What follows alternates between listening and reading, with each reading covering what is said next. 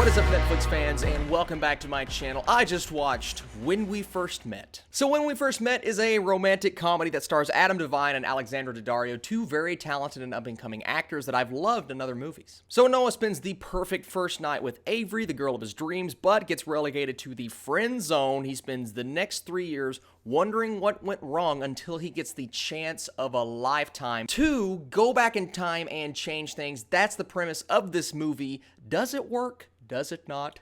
I guess we'll find out. First off, let me say this. I really enjoy reviewing movies, but I want you guys to know that my opinions are not fact. These are my opinions. That's why I aspire to be a movie critic, because I just want to tell you guys what I think about a film. You can take with my opinion and do with it what you will. Decide for yourself. But if you enjoy this movie, that's amazing. If you hate this movie, that's awesome. The point of a movie review is to talk about why we feel certain ways about a movie. So if you disagree with me, let me know in the comments down below in a mature way. Let me know why you disagree with me, why you feel the way you do, because all movies are subjective. When we disagree, that's not a bad thing. It's just movies. That's how movies work, and that's the fun of movies. I'm just saying this because a lot of the times on my Netflix reviews, people tend to get more offended than on my normal reviews, and I just want you guys to know I'm human just like everybody else. If you think that I'm wrong, let me know in a gentle way. That being said, my reviews, I like to talk about the good, the bad, and then give you my score. Let's talk about the good.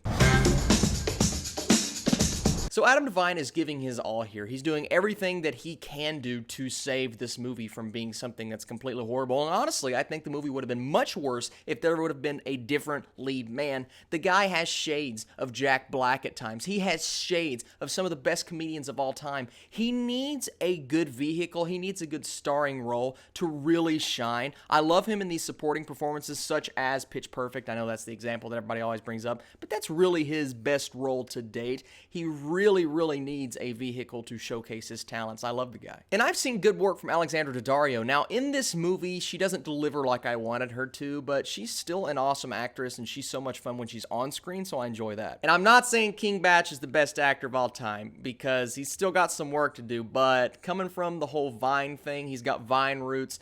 I love the guy. Every time I see him on screen, I'm like, it's King Bach.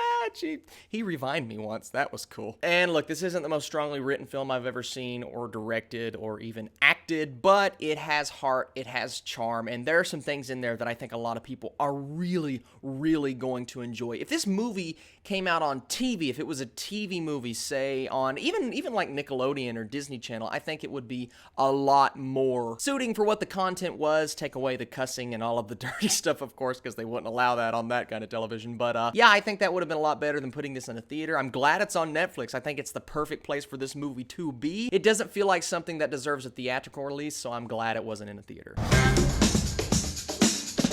First off, this movie starts so abruptly. It's like, wow, we are in this thing already, okay. Problem is, this movie is so paint by the numbers. I knew exactly how this was going to end 5 minutes into the movie. The lines are unrealistic. They do things and say things that no one would do in real life. Things that are just completely absurd. Mostly Adam Devine, and while he's really funny to watch, everything he's doing is just something that a normal person would not do in real life. I get it, it's fun, it's slapsticky. If that's the kind of stuff that you like, you'll enjoy it. But when we get movies like The Big Sick and The Disaster Artist, smarter comedy, smarter rom-coms, I expect all the rom-coms I watch to at least try, and I feel like at times this movie wasn't trying. And I know it's really unfair to compare this film to those films because they're two different things, but when you watch movies that good, it's just hard reverting to something like this. So there's a scene, he's just time traveled, he asks her, "What are you still doing here?" And in the most unnatural ways, she responds, "Well, remember blah blah, and this happened, and then that happened." That's called an exposition dump. That is lazy writing, and that happens all throughout this movie. That's just one of many examples. And Adam's character is just constantly doing the most unnatural, slapsticky things. It reminds me of something out of a sitcom in the 90s. It's things that you don't really expect to see in a 2018 movie,